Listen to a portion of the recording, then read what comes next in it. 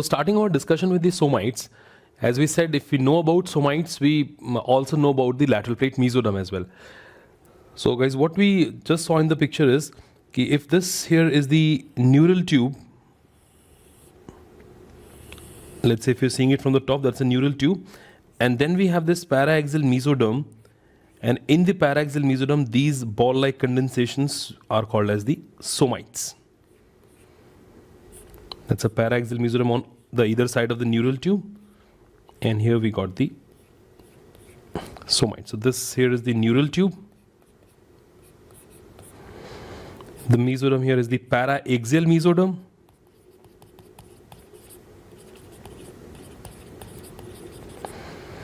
And that is somites.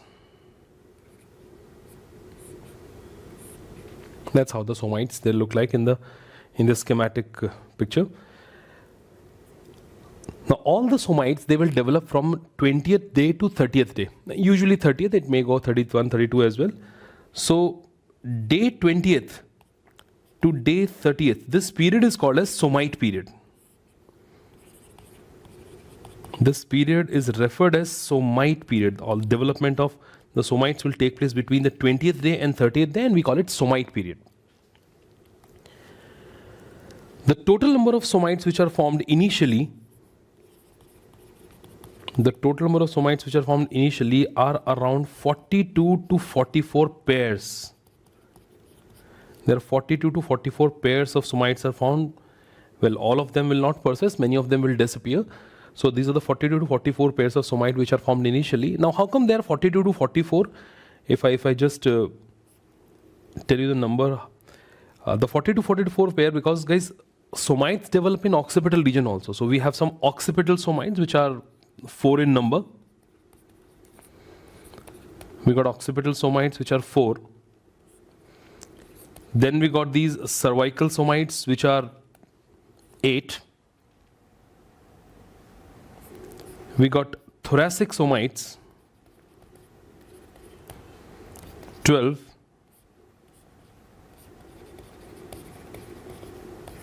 Lumbar somites 5. And so is the sacral somites 5. And then we also have the coccygeal somites. And initially, as I said, coccygeal somites are 8 to 10 in number. Well, all of them will not persist, but we have initially 8 to 10 coccygeal somites, imagine. So if you do the totaling, that will come around 42 to 44 pairs of somites. But not all 42 to 44 pairs of somites will persist. The definitive somites that human is having, the number of definitive somites actually comes down to 36 to 38 pairs. Remember that. And 38 is your single best answer if you have to choose between 36 to 38. 36, 37, 38 pairs, that could be any number, 38 being the best possible answer here. If the question is asked the number of somites. If they're asking number of somites, they're asking definitive somites actually, not the primitive somites. And the thing about somite is that a somite is having a 3 different zone which can give rise to the dermis, to the bones, and to the connective tissue. So to understand the somites, guys, let's take one somite at a time. Imagine this is a somite you're looking at. So we can divide a somite in 3 zones. Initially, we say that we divide the somite in 2 parts. We have the portion called as dermomyotome and sclerotome. But again, dermomyotome is having a dermatome and the myotome. So broadly, if I can say, a somite can be divided in 3 parts. That is dermatome.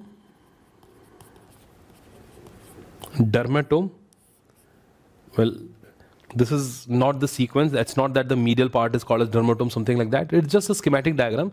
So I'm telling you there are 3 zones in the somite. We call it the dermatome part. We got the sclerotome part.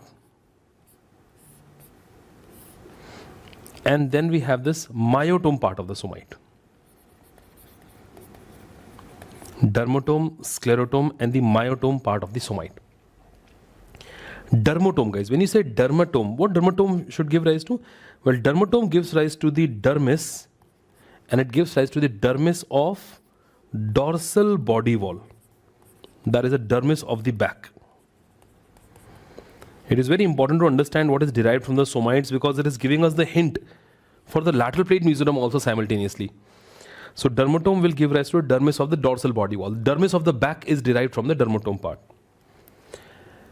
Sclerotome will give rise to the axial skeleton. Sclerotome will give rise to the axial skeleton, and when I say axial skeleton, I'm talking about the ribs and vertebrae. Ribs and vertebrae. That is what is derived from this, the sclerotome part. And in fact, sclerotome can further be divided into ventral sclerotome, dorsal sclerotome, and lateral sclerotome also. So if I tell you a bit more about the sclerotome thing here, let us say this is the body of the vertebrae. We got these transverse process, and then we have this spinous process, right? As you can see, the body of the vertebrae is present in front. The body of the vertebrae, it is derived from the sclerotome only, yes, but what sclerotome? That is the ventral sclerotome. That is a ventral sclerotome. And not only the body, it also forms the annulus fibrosus. Remember we said nucleus pulposus was from where? From the notochord. So the vertebral body and the annulus fibrosus, that is derived from the ventral sclerotome. It's anteriorly placed, ventral sclerotome. If we talk about this spinous process, this is what is derived from the dorsal sclerotome. And then we have the transverse process and the ribs. A part of the transverse process and even the ribs, if I just show the rib attached to it. Let's say these are the ribs. They are derived from the lateral sclerotome. They are derived from the lateral sclerotome. So we said sclerotome will give rise to the axial skeleton, the ribs and the vertebrae, and you can divide the sclerotome further into dorsal, ventral and the lateral sclerotome. Ventral forming the body, dorsal forming the spinous process, and the lateral forming the transverse process as well as the ribs. And then finally comes the third part, that is the myotome. Yes, as the name suggests, myotome will give rise to the muscle, and actually myotome can further be divided in two parts. We have an epiaxial myotome, that is an epiaxial myotome, and hypoaxial myotome. It is epiaxial and hypoaxial myotome.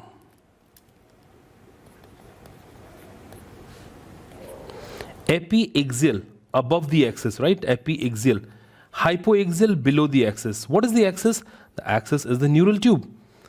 Axis is the neural tube. Above the axis, now if you just presume in the embryo, guys, above the axis is what is the back. So the skeletal muscles of the back are derived from the epiaxial myotome, the one which are supplied by the dorsal primary rami of the spinal nerves. Whereas the hypoaxial myotome will give rise to the rest of the muscles, like intercostal muscles, abdominal muscles. I think all those muscles are derived from where? From the hypoaxial myotome. So epiaxial myotome will give rise to the muscles like erector spinae. Muscles like erector spinae, multifidus. Erector spinae, multifidus. These are the true back muscles, and they are supplied by the dorsal primary rami. They are derived from the epiaxial myotome above the axis. Hypoaxial myotome, that is below, will give rise to the rest of the skeletal muscles. Rest of the skeletal muscle, obviously we're not talking about the head and neck part because that is more about pharyngeal arches. So rest of the skeletal muscle here means limb muscles, intercostal muscles, abdominal muscles as well. Hypoaxial myotome giving rise to the rest of the skeletal muscle, which means limb muscles, the abdominal muscles and the intercostal muscle. All these muscles are derived from where? From the hypoaxial myotome. So guys, if you put this list in front of you, now you are looking at the derivatives of the somite, but not only are looking at the derivative of somite, you're also having an idea about what should be derived from the lateral plate mesoderm. We said whatever is not derived from this paraxial mesoderm or somites will be derived from the lateral plate mesoderm. So just think about it first, that what is not derived from here. Starting from the dermatome gave rise to dermis, but that is dermis of only back. We still have to form the dermis of the front and dermis of the limbs. Should be from lateral plate mesoderm. What skeleton is formed? That is axial skeleton. We still have to form the appendicular skeleton from the lateral plate mesoderm. What muscles are formed? I mean, whatever muscles are there, either back muscles or intercostal muscles, but they are skeletal muscles. Skeletal muscles are from myotome. That means the smooth muscles and cardiac muscles will be derived from the lateral plate mesoderm. So now we already have a rough list in our mind that dermis of the front and appendicular skeleton and this cardiac muscle, smooth muscle, they should be derived from lateral plate mesoderm. But I hope you remember that lateral plate mesoderm is also having two parts. Because of the intraembryonic coelom, we have somatopleuric lateral plate mesoderm and we have splanchnopleuric lateral plate mesoderm. So that we need to see that what is from somato and which one is from the splanchno. So let us talk about the lateral plate mesoderm in that context.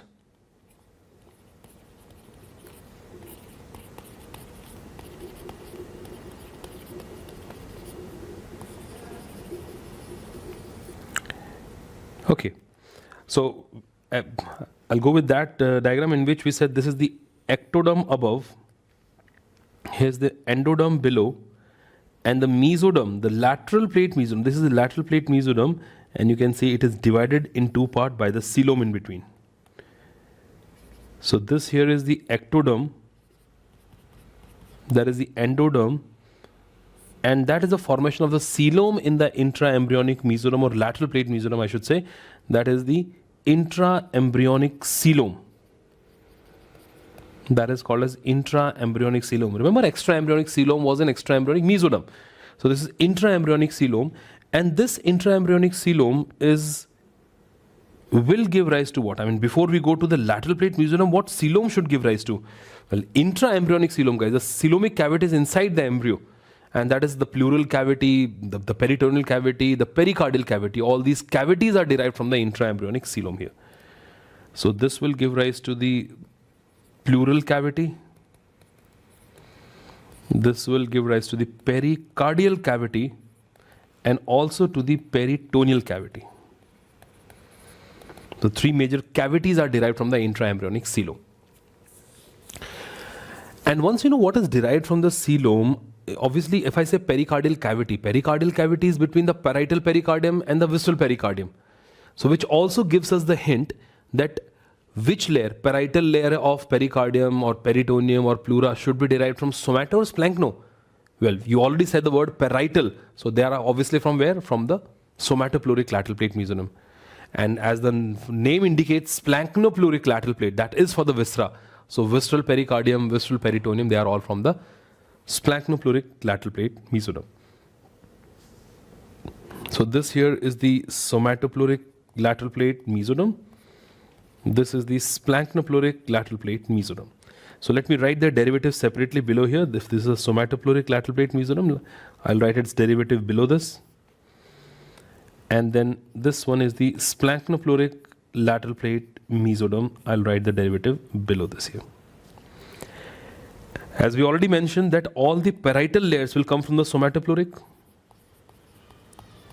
All the parietal layers, parietal pericardium or peritoneum or pleura, whatever. And similarly, all the visceral layers are derived from the splanchnopleuric lateral plate mesoderm. Now we need to go back to the list, guys, the list of the somite. Remember? So there was a dermatome giving rise to dermis, but dermis of what? Dermis of the back. Now this time we got to form the dermis of the front and also the limbs. And that has to be by what? Dermis has to be with the ectoderm only. So somatopleuric lateral plate mesoderm will give rise to the dermis of ventral body wall. It will give rise to the dermis of the ventral body wall and limbs. Dermis of the ventral body wall and limbs. Whereas again we go back there was skeleton. What skeleton was there? Axial skeleton. Now we have to form what? Appendicular skeleton. And once again the appendicular skeleton is from the somatopleuric lateral plate mesoderm. Appendicular skeleton. Well, skeleton is not a viscera, so appendicular skeleton is also from the somatopleuric lateral plate mesoderm. And then we had the muscles. Which muscles, what was formed there? That was a skeletal muscle. Now we got to form the cardiac muscles and smooth muscle. And they both are derived from the splanchnoploric lateral plate mesoderm. So the smooth muscles, with some exceptions, I'll discuss that with you. Smooth muscles. And even cardiac muscles, which is an interesting fact to discuss. Cardiac muscles. Just write cranial end. I'll explain that to you. Cardiac muscles at the cranial end. We'll see that. So overall, cardiac muscles and even the smooth muscles are derived mainly from the splanchnoploric lateral plate mesoderm. So parietal layer, dermis of ventral body wall, appendicular skeleton, somatopleuric, whereas all the visceral layers, cardiac muscle and smooth muscle from the splanchnoploric lateral plate mesoderm. But guys, there still is a question, and that is about the smooth muscle. This is a very frequently asked question in the exams as well. Smooth muscles are derived from splanchnoploric lateral plate mesoderm, correct? But not all of them. There are some exceptions in the smooth muscle, like smooth muscles of the eyeball, the smooth muscles of the sweat gland. So some smooth muscles are exceptional, and I am going to make a list of those.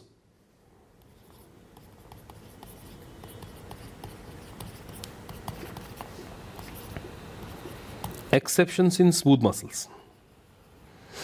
Exceptions in smooth muscle development. Now what these exceptions are, guys? Number one, the pupillary muscles. The pupillary muscle, dilator pupillae, sphincter pupillae, the pupillary muscles, they are derived from the neuroectoderm. They are derived from the neuroectoderm. The same neuroectoderm which forms the neural tube, that is giving rise to pupillary muscle also. What other muscle is there? Ciliaris. Even ciliaris muscle is not from the lateral plate mesoderm, it is derived from the neural crest cells. Ciliaris muscle is also from the neural crest cells.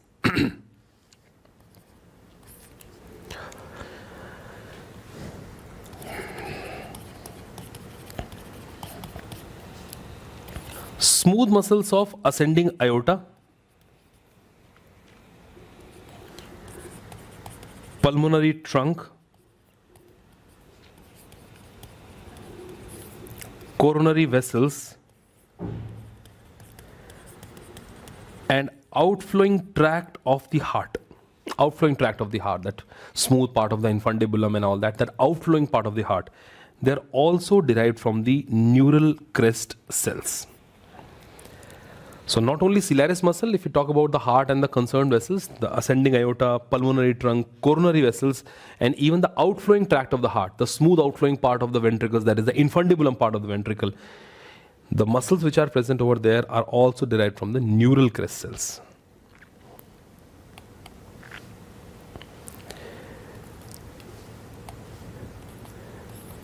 Then smooth muscles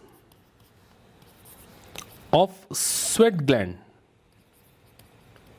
Smooth muscle of sweat gland. Mammary gland. Mammary gland is modified sweat gland only. Smooth muscles of sweat gland, mammary gland. And myoepithelial cells. They are derived from the surface ectoderm. They are derived from the surface ectoderm. Smooth muscle of sweat gland, mammary gland, and myoepithelial cells are from the surface ectoderm.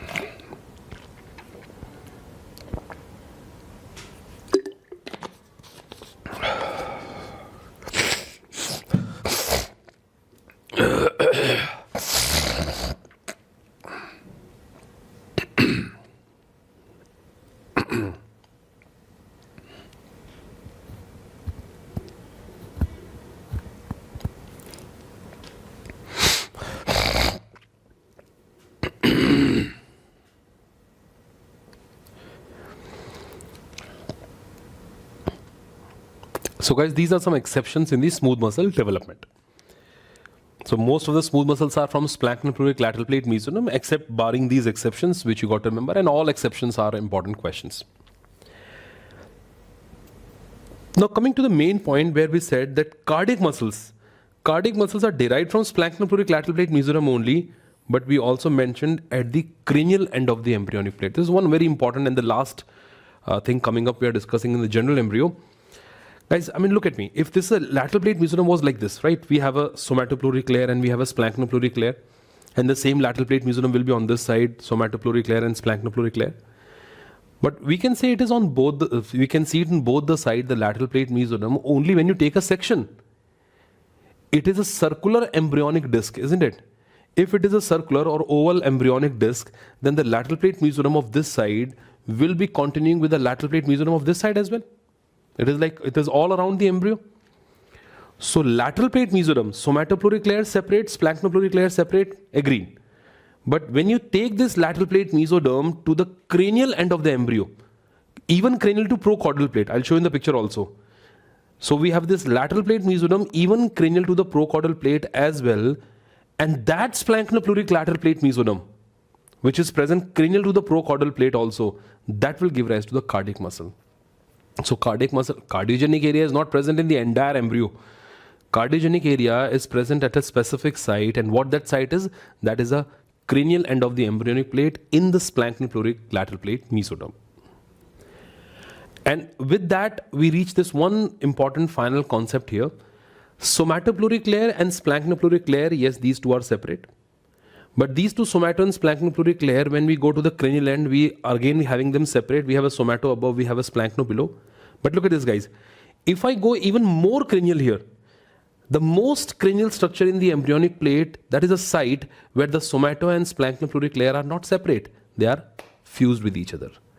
So this fused lateral plate mesoderm, or you can say the undifferentiated, I should say, undifferentiated lateral plate mesoderm at the cranial end of the embryo. It's not undifferentiated everywhere.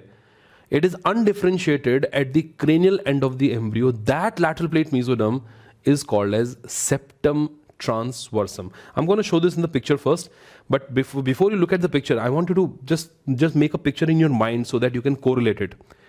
Think about it once again, guys. There's nothing to draw, just understand this. We said this is an embryonic plate. We have a procaudal plate here, primitive streak, everything, right? And then we said lateral plate, this mesoderm is formed everywhere except the procaudal plate region. That's what we said. So lateral plate mesoderm will be going cranial also. If there is a lateral plate mesoderm, let's say, which is going to the cranial end. So even cranial to procaudal plate, we have lateral plate mesoderm in which we have a somatopluric layer and we have a splanchnopluric layer. So this splanchnopluric layer at the cranial end gives rise to what muscles? Cardiac muscles. And what I said then, if you go more cranial, then you will see there is undifferentiated lateral plate mesoderm also. No somato, no splanchno. It's undifferentiated lateral plate mesoderm, and that is what is called as a septum transversum. That is septum transversum. So the three things that you will see in the sequence is, you will see the procaudal plate, that is buccopharyngeal membrane. Just cranial to buccopharyngeal membrane will be what? That will be the cardiogenic area in the splanchnopluric, in the one below, in the splanchnopluric lateral plate mesoderm. There should be a cardiogenic area there, right? And then even cranial to that, this will be the site which is the most cranial structure in the embryonic plate where mesoderm is, lateral plate mesoderm is undifferentiated, called as septum transversum.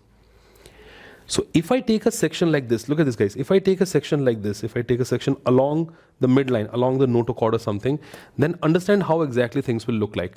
So you will, if you take a midline section, you will see the notochord, you will see primitive streak, you will see notochord, then you will see the buccopharyngeal membrane. Cranial to buccopharyngeal membrane, you will see the lateral plate mesoderm dividing into somatopluric and splanchnopluric layer. Splanchno will have the developing heart, and even cranial to that will be what? Septum transversum.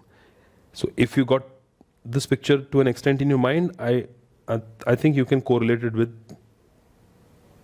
this here. Look at that. That's the same section, guys.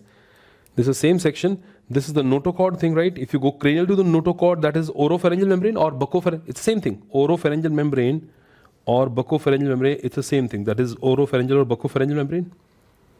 You go more cranial, you can see the lateral plate mesoderm dividing into somatopleuric layer and the splanchnopleuric layer below.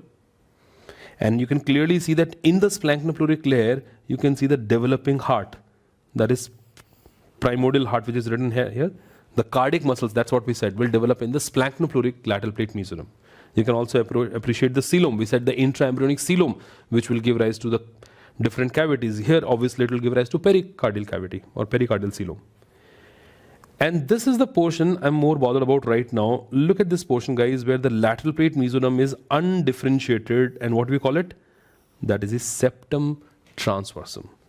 That is septum transversum. Please make a note on the septum transversum. Do write it separately in your notes. Septum transversum. What is septum transversum? We said it is undifferentiated. This is undifferentiated lateral plate mesoderm. Undifferentiated lateral plate mesoderm at the cranial end of the embryo. At the cranial end of the embryo. They even asked this question that what is the most cranial structure in the embryonic plate before folding? And this is the one. This is the most cranial structure. This is the most cranial structure in embryonic plate.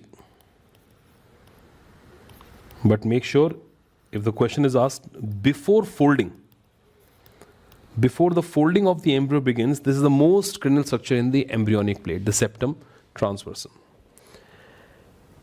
And you know why the septum transversum is so important? Because septum transversum gives rise to the 4 important structures, and when we'll talk about the systemic embryology, those 4 structures will keep coming over and over again in front of you.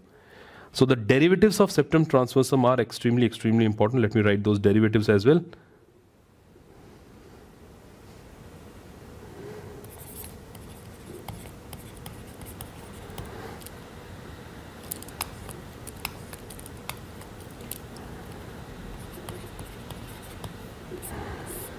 Well, the first one, the main derivative is the central tendon of the diaphragm.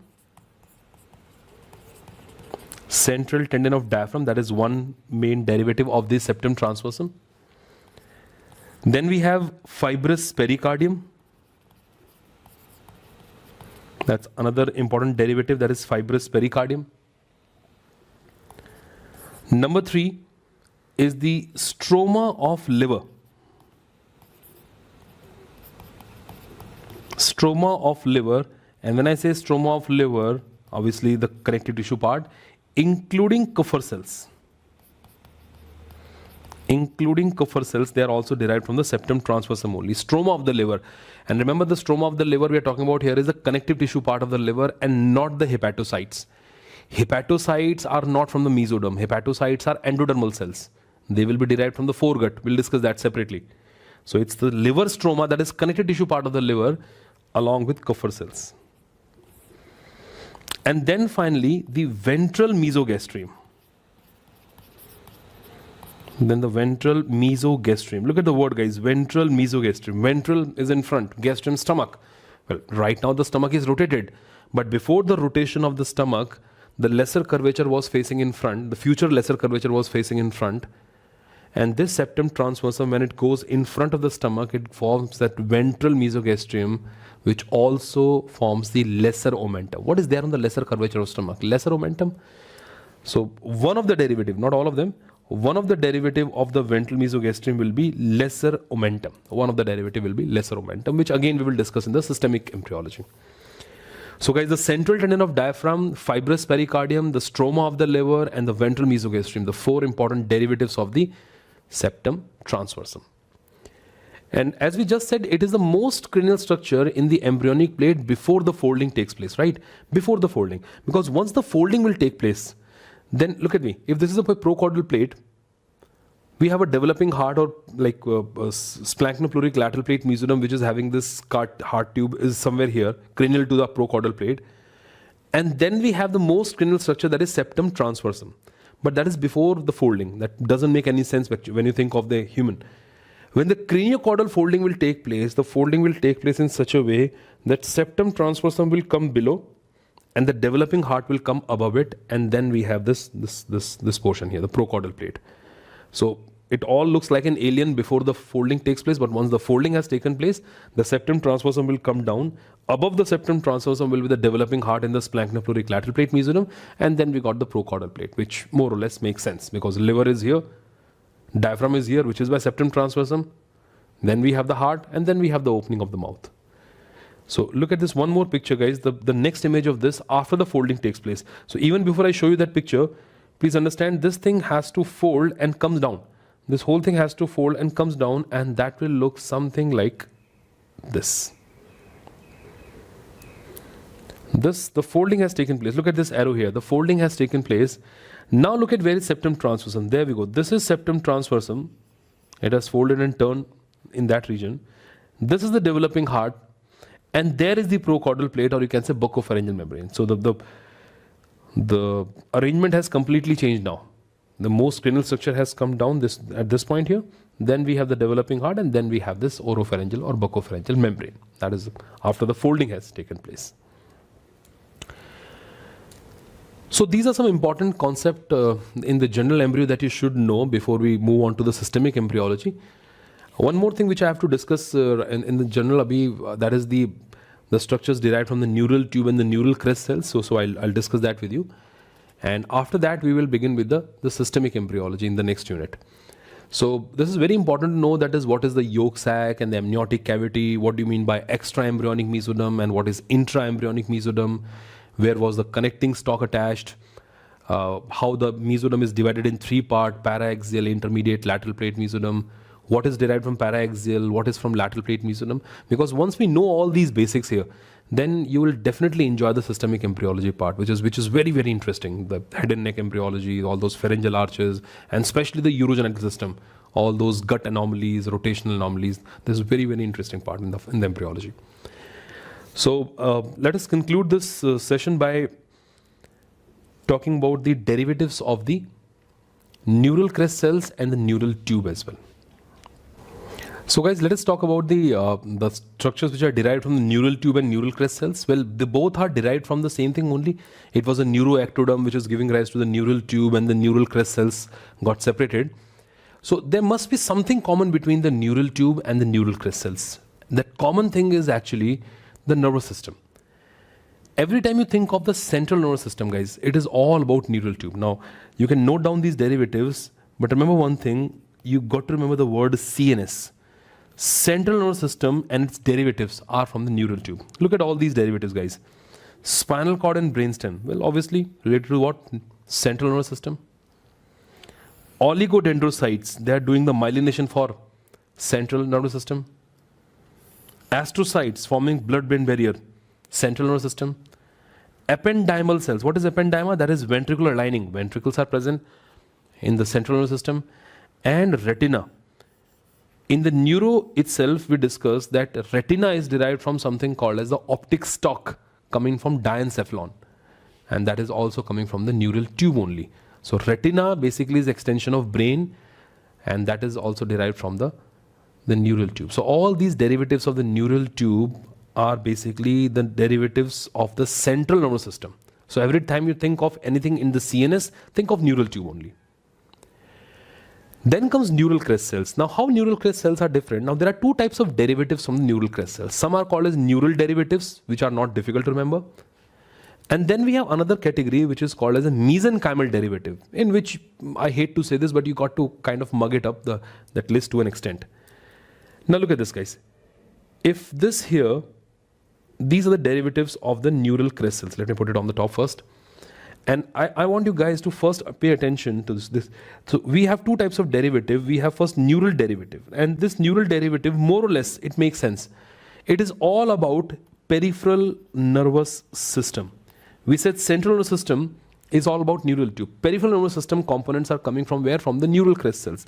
Look at the list here. All ganglions. Ganglions are part of peripheral nervous system. Whatever ganglion it is, dorsal root ganglia or parasympathetic ganglions or otic ganglion, whatever. They're all part of peripheral nervous system. Enteric plexus, myenteric plexus, Meissner's plexus, the plexus which are part of peripheral nervous system.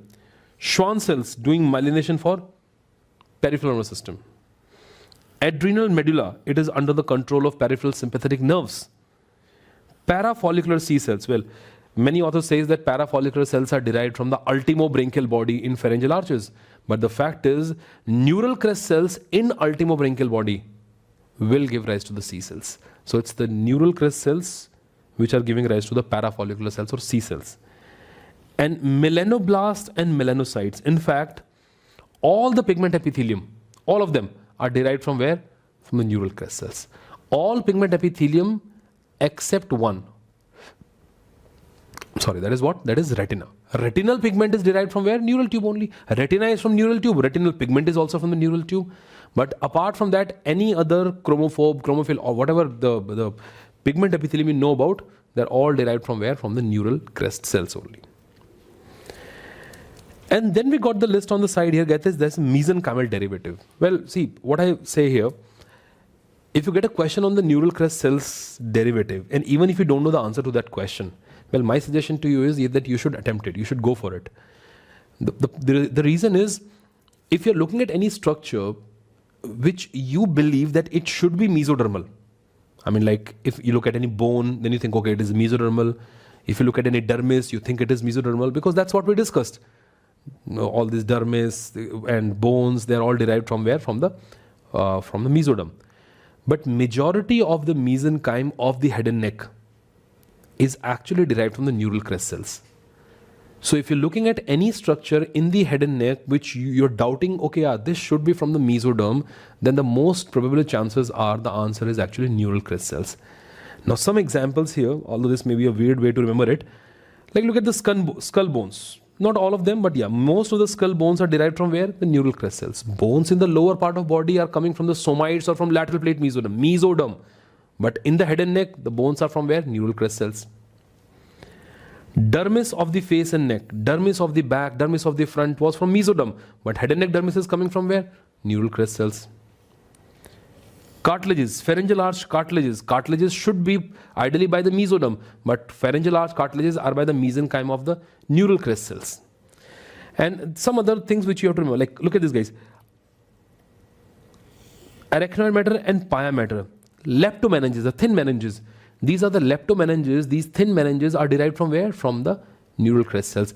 But the pachymeninges, the dura mater is derived from the mesoderm. The axial mesoderm gives rise to the dura mater. Dura mater is from the axial mesoderm, whereas arachnoid and pia mater is from the neural crest cells. And then some few things which you got to remember. I mean, this is still not the entire list from the neural crest cells. We don't have to remember everything. Odontoblast, the dentine, that is also from the neural crest cells. And this is one very, very important derivative which we will talk about in the cardiovascular system, called as a conotruncal septum. In fact, this is not one septum. It is like two septum together. One is a septum dividing the truncus arteriosus, and one septum which is dividing the conus. Together, both the septum are called as conotruncal septum. So we'll talk more about this in the cardiovascular system part. So this is about the neural crests and the neural tube derivatives. If I just again have a quick recap on this, we said if it is about central nervous system, go with neural tube. If it is peripheral nervous system, they are the neural derivatives of neural crest cells. And these are the mesenchymal derivative of the neural crest cells, which in the other part of the body, more or less the same structures are derived from where? From the mesoderm. So guys, this is about some concept about the general embryology. Make sure that you read this general embryo part first and just revise it once, because when we'll talk about the systemic embryology, this part will be extremely, extremely useful, and I'm very sure that you'll enjoy the systemic embryo part.